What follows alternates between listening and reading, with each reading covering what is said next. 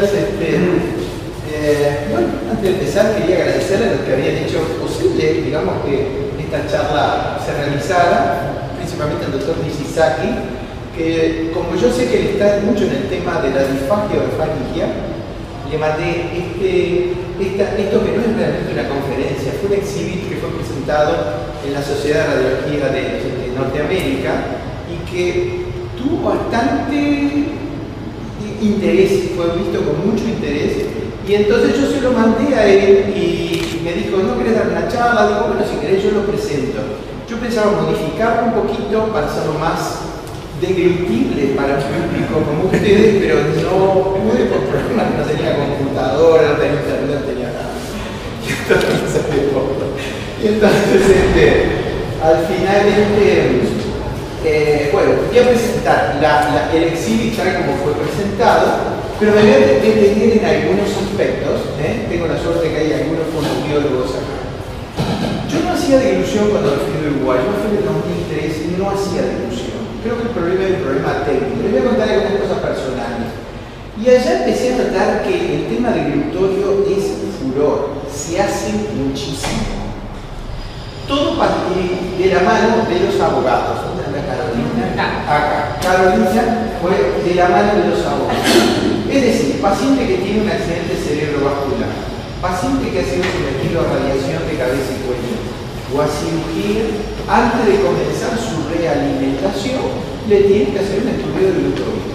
Porque si ese paciente, por casualidad, se aspira y hace una complicación, automáticamente eso va a juicio. Le van a decir, ¿por qué usted no le hizo un estudio de glutorio antes de comenzar a darle de comer?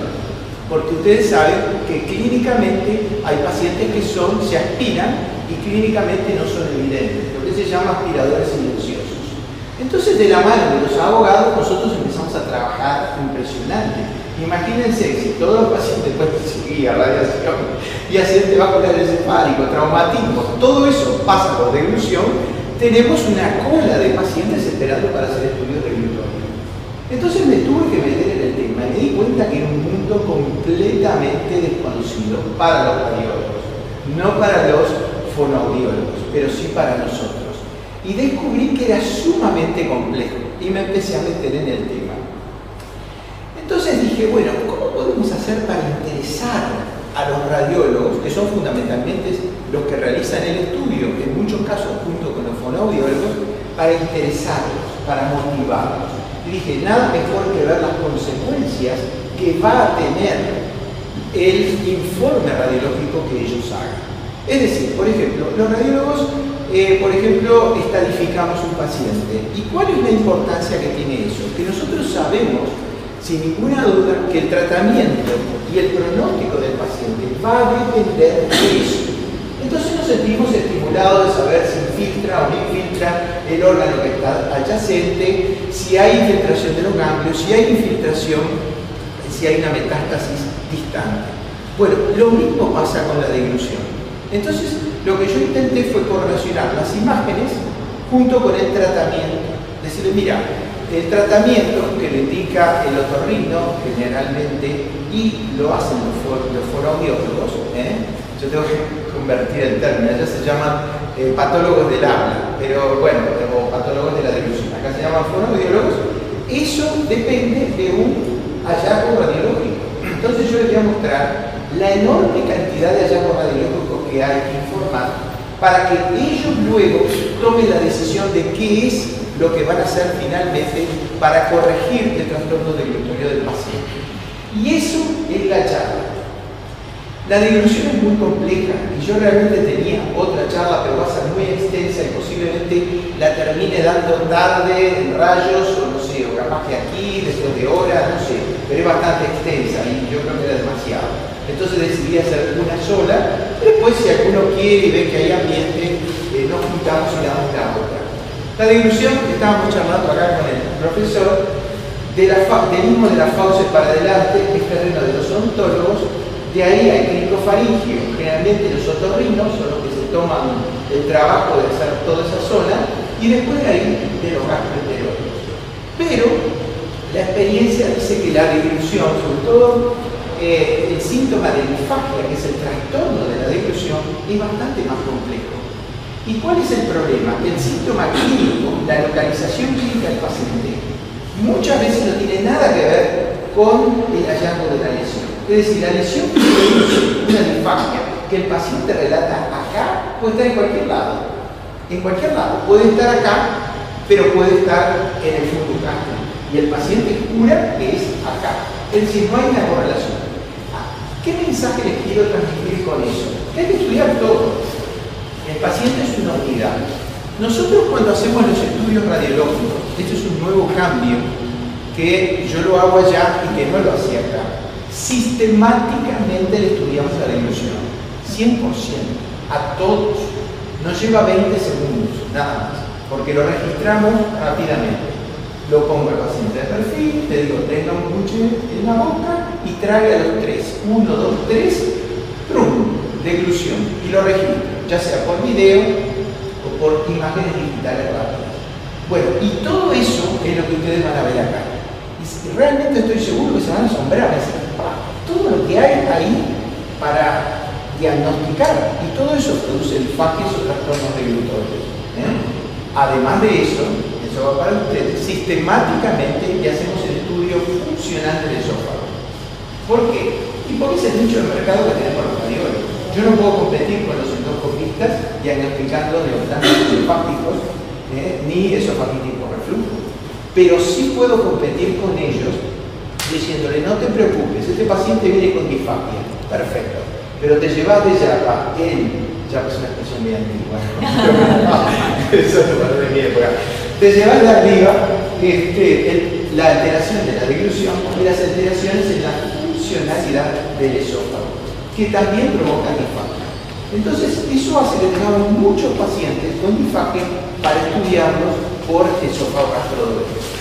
¿Correcto? Así que les hice esta introducción y ahora les voy a mostrar primero, muy rápidamente, las maniobras que usan los fonoaudiólogos para tratar los problemas deglutorios, y después les voy a mostrar lo que es más interesante, todas las imágenes con la patología y qué es lo que en general hacen los fonoaudiólogos o los otorrinos para tratar esos trastornos deglutorios.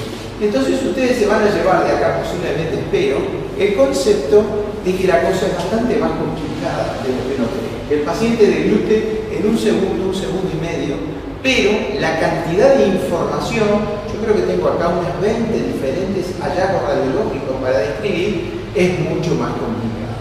Así que bueno, vamos a comenzar con eso. Bueno, así que les voy a mostrar las indicaciones del examen que nosotros hacemos, pero este examen lo hacemos sistemáticamente con todos los gastrodrenos y después vamos a ver las estrategias que ellos usan.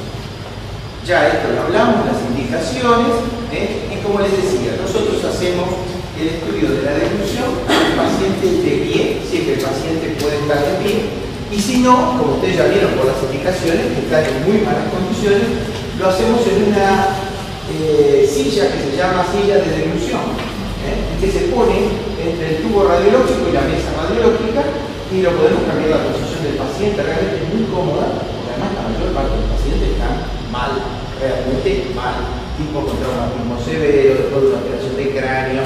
Fíjate, antes de empezar a comer, entonces lo ponemos en la silla de deglución y le hacemos el estudio deglutorio.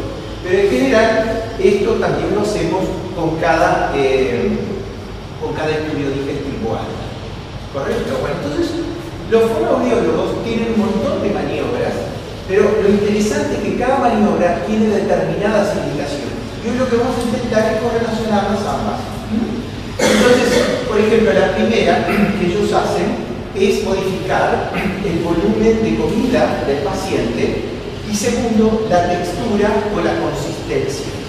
Allá tenemos la suerte de que los contrastes ya vienen con una textura determinada. Entonces ellos prueban el líquido finito, el líquido más espeso, la pasta, prueban los sólidos, prueban todo, a ver con qué tipo de textura el paciente deglute más confortablemente y sin aspirarse.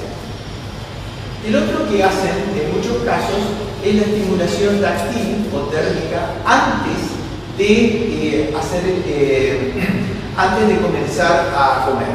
Entonces le hacen una estimulación, ello provoca un aumento de la sensibilidad en la zona esa, y entonces pacientes que tienen un retardo en el inicio de la deglución faríngea se compensan de esa manera. Entonces lo raspan un poquito con un espejo o con distintos sabores, y entonces logran que el paciente mejore ese tipo de alteración.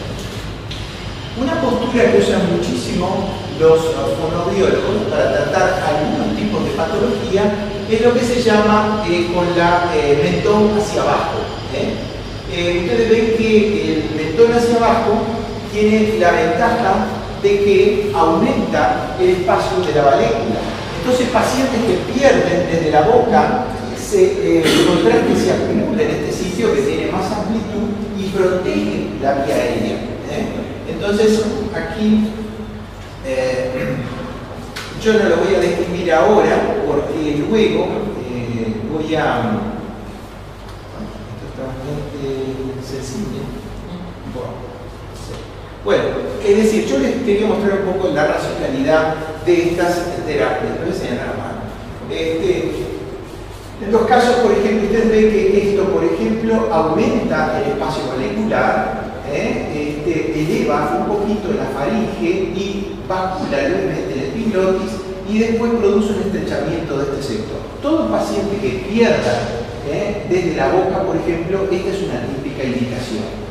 O cuando tienen trastornos después de la cirugía de lengua o tienen un retardo en el inicio de la deglución faríngea. Yo no les voy a hablar hoy de deglución, pero voy a asumir de que más o menos tienen idea de cómo funciona, porque si no, no les puedo mostrar esto. Después, otra opción que tienen es elevar el mentón del paciente, y eso tiene también una racionalidad y una indicación diferente. Yo voy a pasar porque son muy técnicas. Lo mismo cuando les hacen rotar la cabeza en el momento que degluten. Eso es muy común en pacientes que tienen un bloqueo, por ejemplo, unilateral de la deglución. No tiene trastornos unilaterales de la deglución. Por ejemplo, un paciente con un accidente ocular encefálico o una cirugía unilateral. La deglución no es simétrica. Hay un sector que está denervado, que es hipotónico, que funciona menos. Hola, ¿cómo te va? Adelante. Hola, adelante. Muy bien. Este es el tema que les decía para los fonoaudiólogos, ¿no? Y entonces, cuando tiene una dismotilidad unilateral, le piden al paciente que rote la cabeza hacia ese lado, de manera de estrechar ese lado que está hipotónico y dirigir el flujo hacia el otro lado. Estas maniobras, todas las hacemos en conjunto con los fonoaudiólogos. Todos los días trabajamos con ellos. Entonces, nosotros le decimos, mira, este paciente tiene esto y esto. ¿Qué vas a hacer? Bueno, mira, vamos a empezar dándole este tipo de alimento. Y haciendo la cabeza que se mueva hacia este lado, hacia el otro, lateralizando. Y entonces vemos cómo se corrige el trastorno del glúteo, que es el que le está provocando la disfagia al paciente, y es además el que está haciendo que el paciente se penetre y aspire el alimento, y evitando que el paciente haga las complicaciones propias de la aspiración. Después, en casos, por ejemplo, en los cuales existen problemas en la motilidad faríngea o de la lengua, que son realmente los que propulsan el bolo, a veces les pedimos maniobras para hacer una deglución forzada. Eso es un entrenamiento que los pacientes hacen y que después los comparamos un estudio con el anterior y vemos cómo mejora. Hay otro tipo de maniobras, por ejemplo, se lo enseña cuando el paciente, por ejemplo, se aspira, nosotros vemos que le quedan residuos, le pedimos que haga una maniobra de deglución supraglótica, en la cual se pide inspirar, tragar, toser y volver a deglutir. Todo eso es necesario corroborarlo cuando nosotros lo estudiamos, de manera de poder darle un margen de seguridad y que el paciente se pueda alimentar. De otra manera, no puede. Bueno, esto es similar, y esta es una maniobra importante, la maniobra de Mendelssohn. Es muy interesante en algún momento me voy a ver un huequito para explicar algo de la difusión del cricofaringeo, porque alguien me lo preguntó, porque es un tema que además me interesa muchísimo, la disfunción del cricofaringeo, que suele provocar disfagia. En los casos que tienen disfunciones del cricofaringeo, el cricofaringeo tiene 4 mecanismos de apertura. Se abre por 4 razones. La primera, esta es un poco la digresión, porque tiene que relajarse. Siempre está contraído, pero en el momento de la dilución se relaja. Segundo, porque tiene que tener la elasticidad suficiente para relajarse. Tercero, porque existe una presión positiva en el bolo que hace que lo abra. El dorso de la lengua y los faringeos constrictores provocan una presión en el bolo que hace que el cricofaringeo se abra. Y finalmente, la cuarta es cuando existe una elevación del complejo iolaringeo. ¿Por qué? Porque el complejo iolaringeo sube hacia arriba y hacia adelante. Y entonces también hay músculos infraioideos que tiran hacia adelante y hacia abajo. Entonces, cuando unos tiran hacia arriba y hacia adelante y otros tiran hacia abajo y hacia adelante, se produce un vector de fuerza hacia adelante. Y eso hace que se abra el cricofaringeo. Cuando nosotros hacemos los estudios de escritorio, analizamos primero si se relaja el cricofaringeo, después lo van a ver en las imágenes. Segundo, si la apertura se produce en los tiempos establecidos. Y tercero, si no se cierra antes de lo que debe ir. Todo eso lo vemos cuando vemos la dilución. Y eso es lo que le informamos a ellos. ¿Por qué? Porque tiene consecuencias terapéuticas distintas.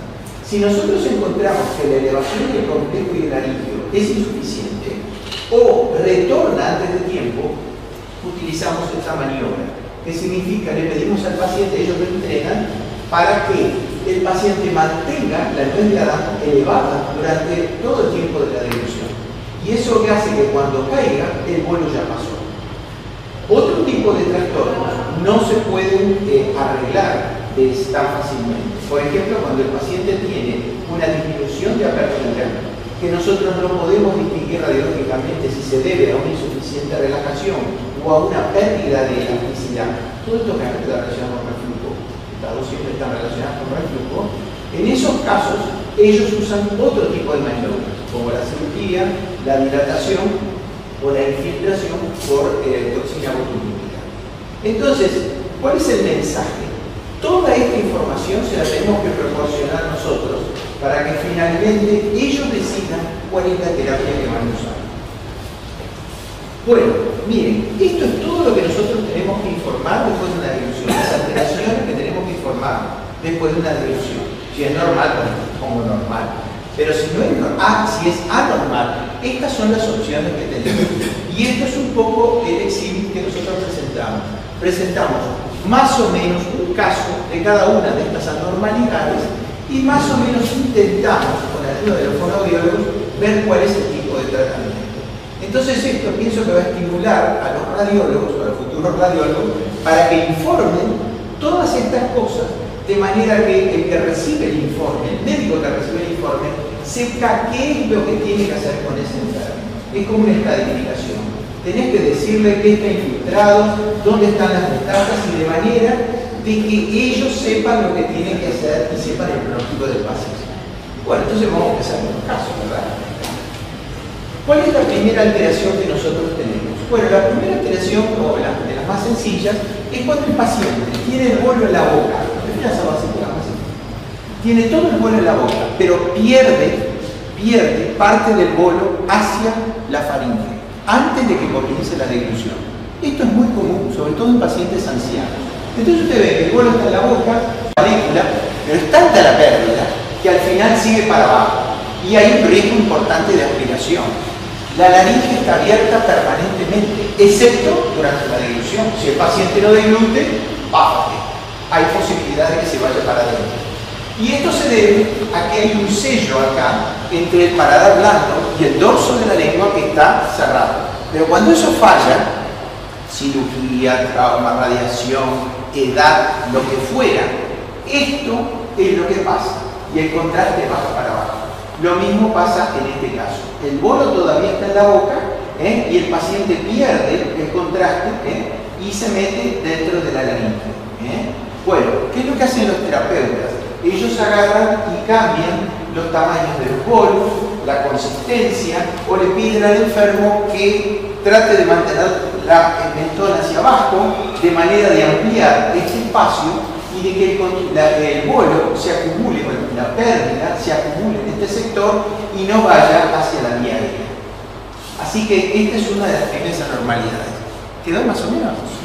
Bueno, así que hay una correspondencia entre el hallazgo, cuáles son las causas y cuál es el tratamiento. Así más o menos va toda la secuencia.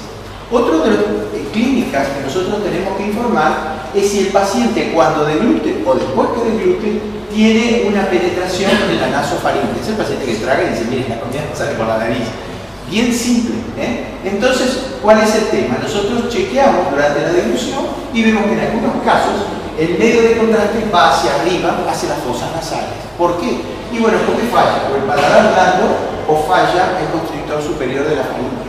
Y entonces nosotros tenemos que ver después, depende mucho de la causa, qué tipo de tratamiento vamos a hacer.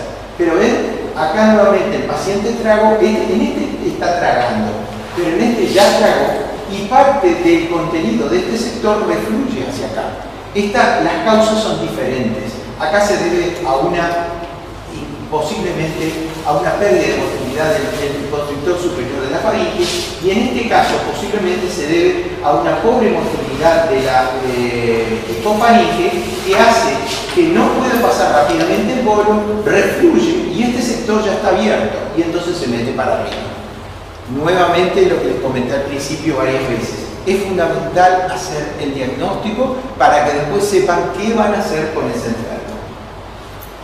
Bueno, esto es otro de los muy comunes hallazgos, sobre todo en pacientes añosos. El retardo en la iniciación de la deglución faríngea. Ustedes saben que nosotros tenemos una deglución voluntaria. Nosotros decidimos en qué momento tragamos. Pero hay un momento que se pierde la parte voluntaria y pasamos a una parte involuntaria. Ahí es cuando se desencadena el reflejo deglutorio. Habitualmente es cuando la comida entra en la orofaringe y ahí en ese momento los sensores mandan una onda al cerebro que dice dale ahora y entonces comienza la deglución faríngea. El retardo en la deglución es una cosa interesante porque se puede medir, porque es complicado. Se puede medir por el número de imágenes que nosotros observamos en el retorno. Lo hacemos de la siguiente manera. La punta del bolo llega al ángulo de la mandíbula, esto es para los radiólogos, y en ese momento se desencadena la deglución. ¿Cómo sabemos nosotros eso? Porque vemos el hueso hidroide que empieza a subir. Sube y después se va hacia adelante. Pero nosotros nos encontramos con que si el bolo llega hasta acá abajo y todavía el hueso hidroide está en situación normal, eso es un retardo en el inicio de la deglución faríngea. Lo mismo pasa acá, pero acá es mucho más severo, porque acá el paciente deglutió, el contraste ya está a la altura del cricofaringio, llenó la valécula, pero ¿qué pasa? No se desencadenó la deglución, y al no desencadenarse la deglución, no está protegida la laringe, y al no estar protegida la laringe, el contraste se metió para adentro. Y esto es grave, porque el paciente se puede aspirar fácilmente. Entonces, ¿qué hacen los que tratan estos pacientes? Bueno, un poco lo comenté antes. Bueno, empiezan por cambiarle el tamaño del bolo, la consistencia del bolo, por hacer una estimulación termorítmica o táctil antes de comenzar la deglución, de manera de mejorar la parte sensorial. Y por supuesto, como les comenté antes, a veces lo hacen deglutir con la mentón hacia abajo. Y eso se prueba después, a ver si funciona o no funciona. A veces funciona y a veces no funciona. Así que este es un hallazgo muy frecuente en el cual vemos el bolo allá abajo y el hueso hioides en situación de reposo. Todavía no se enteró que el contraste estaba ahí o que el bolo estaba ahí y no comenzó a elevarse. ¿Alguna pregunta o comentario? Para ustedes es muy obvio. ¿Por qué es obvio para ellos? Es obvio para ellos porque los radiólogos han dejado esta área de lado. Los radiólogos hacen lo siguiente, hacen la deglución, que se penetra o aspira, por mayores informaciones. Vean lo que dicen los terapeutas de la deglución. Pero eso no corresponde. Digo, los terapeutas de la deglución están para ellos tomar decisiones terapéuticas fundamentalmente. Pero el diagnóstico, todos los diagnósticos son responsabilidad de los médicos que trabajan. En pacientes que se hace una laringectomía total, se hace una reconstrucción de la faringe, se hace lo que se llama una neofaringe y se hace con los músculos.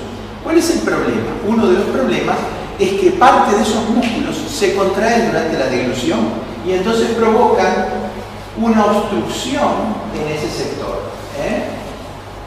Esta es una obstrucción que se llama pseudoepiglotis, porque parece un epiglotis, pero no lo es una contracción muscular que se suele ver. Bueno, nosotros vemos mucho paciente laringectomizado. Nosotros trabajamos en un adyacente a un centro de cáncer, donde otorrino es muy fuerte, y entonces pacientes laringectomizados es de todos los días. Vemos muchos, entonces vemos mucho este tipo de alteración. Y nosotros tenemos que informarla, porque después ellos van a tener posiblemente que indicar o no la cirugía, basado en la severidad que nos dé los hallazgos clínicos. Bueno, esta es otra cosa muy interesante. También tenemos muchos pacientes irradiados. Digresión.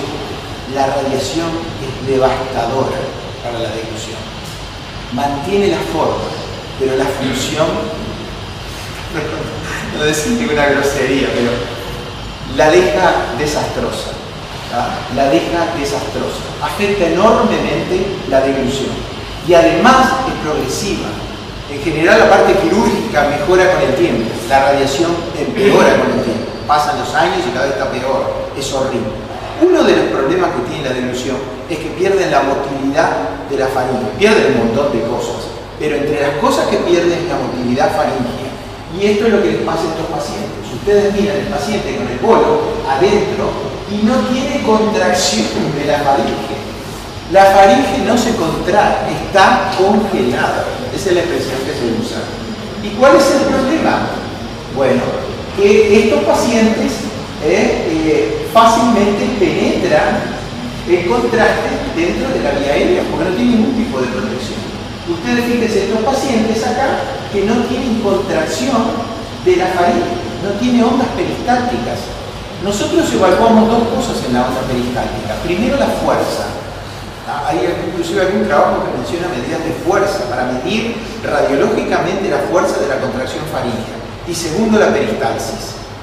Si empieza arriba, va siguiendo y va abajo. Porque también en la faringe, al igual que en el esófago, hay ondas terciarias, es decir, no propulsivas. Entonces usted ve que el bolo va pasando, ¡paf!, se cierra en el medio y queda parte de abajo, parte arriba. Bueno, todo eso es lo que tenemos que informar. Estos dos casos, por ejemplo, en los cuales existe una completa atonía de la faringe, existe también una penetración. ¿Cuál es el problema? Y que fácilmente en algún momento, cuando el paciente comienza a respirar después de la deglución, este contraste que quedó en la laringe y que no fue volcado nuevamente hacia ella. Ustedes saben que durante el acto deglutorio la faringe se cierra, primero las cuerdas vocales verdaderas, después las falsas y después el vestíbulo.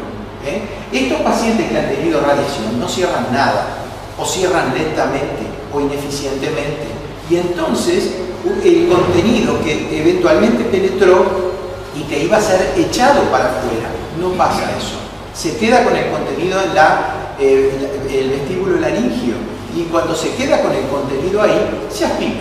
Después de un rato que el paciente empieza a respirar, se aspira. Bueno, entonces lo que tratan ellos hacen algunas maniobras, después que el paciente deglute, lo hacen expirar o toser y después deglutir de vuelta. Son algunas de las maniobras que ellos hacen. Volvemos al tema inicial. Es fundamental que lo informes para luego saber cómo va a ser tratado ese paciente. Vamos a otra. Bueno, cada vez que un paciente tiene un accidente vascular encefálico, tiene cirugía unilateral, a veces el daño es unilateral. Eso significa que nosotros no podemos hacer el estudio de perfil. Es decir, lo hacemos de perfil habitualmente, pero cuando vemos que existe algo normal decimos no, ponelo de frente, a ver si no tiene una simetría. porque si tiene una asimetría, ya eso cambia la terapéutica del paciente. Entonces ya le piden al paciente que degluta mirando hacia la derecha o mirando hacia la izquierda, y eso se prueba cuando nosotros estamos trabajando. Ellos están allí con nosotros, probamos rotar el paciente. Generalmente cuando hay un lado que es hipotónico, como es este, por ejemplo, ustedes ven acá que esto es asimétrico, esto protruye más que el otro lado, acá, y a veces queda un residuo, por ejemplo, en el seno piriforme, queda un residuo en este sector. Entonces se le pide al paciente, a este por ejemplo, que este es el derecho, que mire hacia la derecha, de manera de tratar de mandar el bolo hacia el lado normal y que el paciente pueda deglutir. Claro, para el paciente es terrible, cada vez que deglute tiene que mirar a su lado, pero bueno, es la opción de poder deglutir. Si no, tiene que ir a hacerse algún tipo de, otro tipo de tratamiento, ¿verdad? Que son más agresivos. Pero con esto, muchos pacientes mejoran y andan bastante bien. Bueno, ustedes van a ver ahora casos un poco más graves a medida que va el tiempo. Este es un caso parecido a lo que vimos antes, en los cuales se empieza a producir la penetración cuando el paciente está deglutiendo. Este es un caso muy severo porque además tiene casi contracciones de la faringe, y acá existe una penetración muy importante dentro de la faringe que apenas se abren las cuerdas vocales pasa para abajo. Y ese paciente tiene altísimo riesgo de desarrollar una neumonitis por aspiración con todas sus consecuencias. A veces se muere por neumonitis de aspiración, a veces se muere. Bueno, otra de las cosas que yo les comenté hoy, que nosotros informamos, no solo es si la faringe se contrae, sino cómo es su peristalsis. Si es la peristalsis normal o está interrumpida. Por ejemplo, fíjense una cosa, este paciente está deglutiendo. Está deglutiendo muy mal, porque tiene el bolo de allá arriba hasta acá abajo muy extendido, y acá se produjo una onda terciaria que bloquea el bolo y deja parte del bolo para arriba y parte para abajo. Lo mismo pasa acá.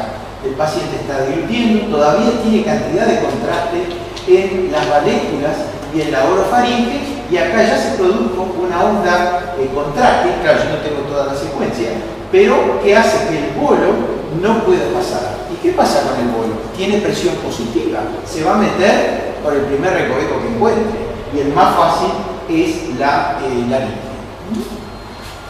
Bueno, otra cosa que evaluamos es que después que el paciente deglutió, si queda contraste, el contraste puede quedar en tres lugares: en las valéculas, en los senos piriformes o en las paredes de la faringe. Yo les voy a mostrar algunos casos.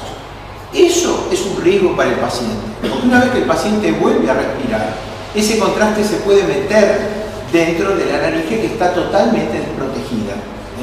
Entonces es muy importante que nosotros hablemos, cuando hacemos el reporte, de si quedó contraste, por ejemplo, en las valéculas. Esta es una vista de frente, este es el pliegue gloso epiglótico que separa las dos valéculas, en este sector, y acá tiene el contraste en las dos valéculas, en la placa de perfil, o también si queda contraste en los senos piriformes. ¿Qué sucede? Después que el paciente terminó su deglución y comienza a respirar, ese contraste se puede meter para adentro. Y es lo que pasó acá. Acá ustedes tienen contraste retenido en los senos piriformes, que después que el paciente ve que no tiene bolo, terminó de deglutir, este contraste se le está pasando al vestíbulo laringio.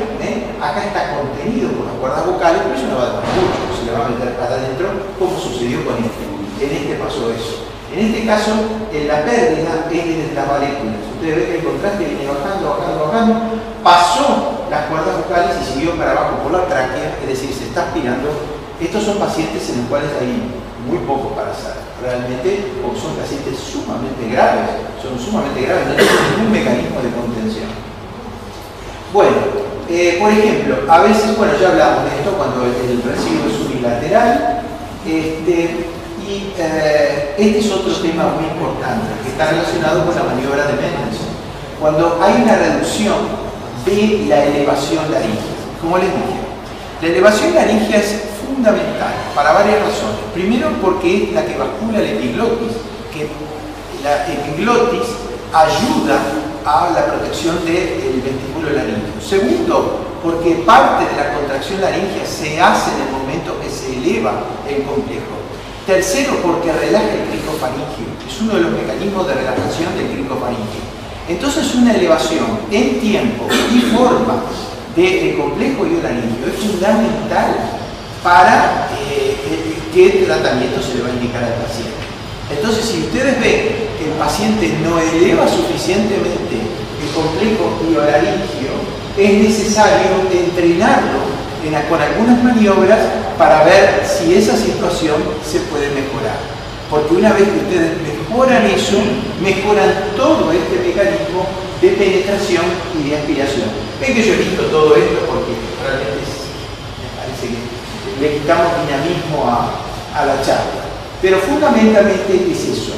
Nosotros trabajamos mucho cuando existe reducción de la elevación del complejo, porque trae asociado un montón de situaciones que son muy perjudiciales para el paciente y que casi todas llevan prácticamente a la aspiración. Bueno, en otros casos, sobre todo cuando hubo radiación, ustedes van a ver que la laringe no se contrae. Y eso, la laringe se tiene que contraer durante la deglución. Nosotros la vemos perfecto, que comienza con un triángulo y hace así y queda en nada. Y entonces eso tenemos que evaluarlo. Por ejemplo, en estos casos, en estos casos, por ejemplo, ustedes ven que el paciente está degluciendo, pero la laringe no se cerró, está abierta, posiblemente por radiación. Y eso también lo tenemos que evaluar como sucede acá. Esta placa ya la vimos. No, yo estoy mal. No, ahí está. Okay. Bueno, y finalmente, uno de los temas más interesantes que yo les decía es la apertura del cricofaringio. Evaluamos fundamentalmente varias cosas. Primero, que el cricofaringio se abre durante la deglución. Si no se abre durante toda la deglución, les comenté, puede haberse dos factores. O una insuficiente relajación del cricofaringio, lo que se llama obviamente acalasia del cricofaringio, o se puede deber a que no tiene la elasticidad normal, posiblemente debido a un reflujo crónico.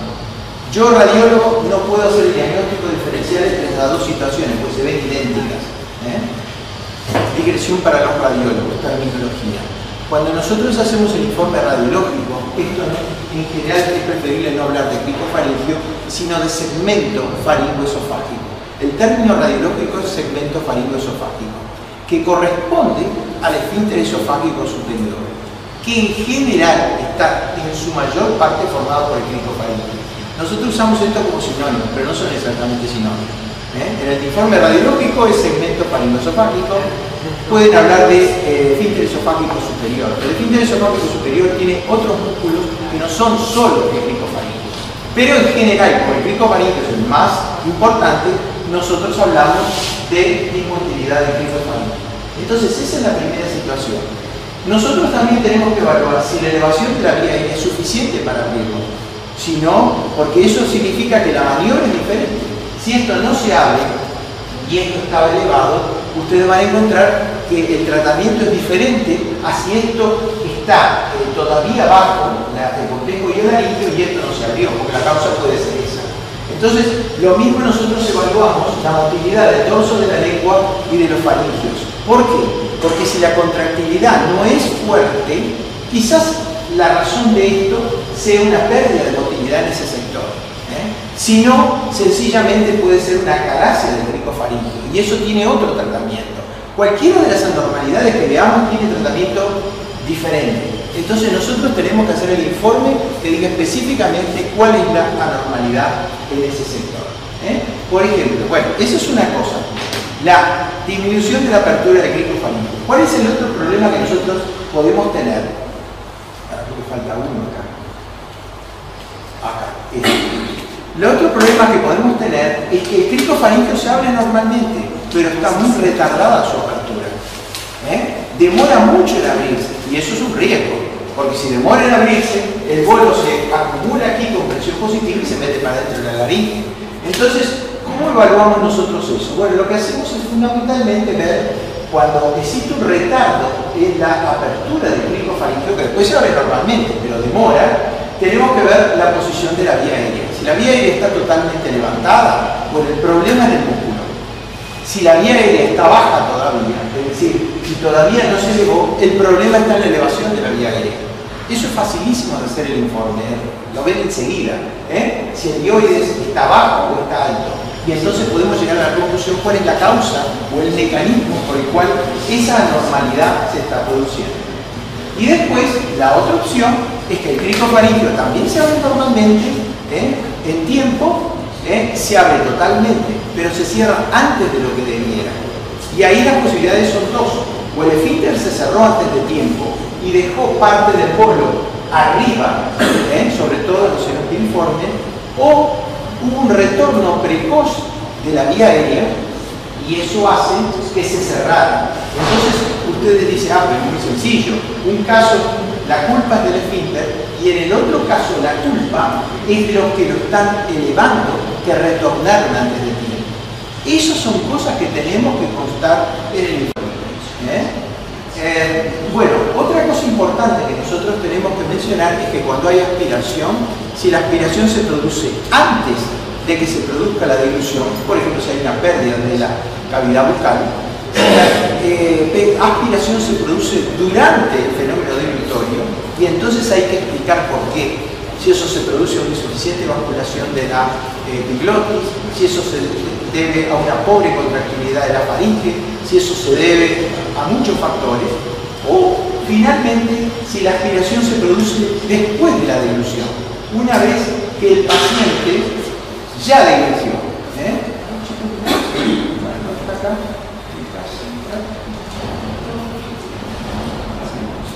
Caso, de dilución, de aspiración post-dilutorio, estos son casos que, por ejemplo, aquí el paciente se aspira, estas son las cuerdas vocales, durante la dilución, y hay otros casos que se aspira después de la dilución. ¿Qué es lo que aspira? Los residuos.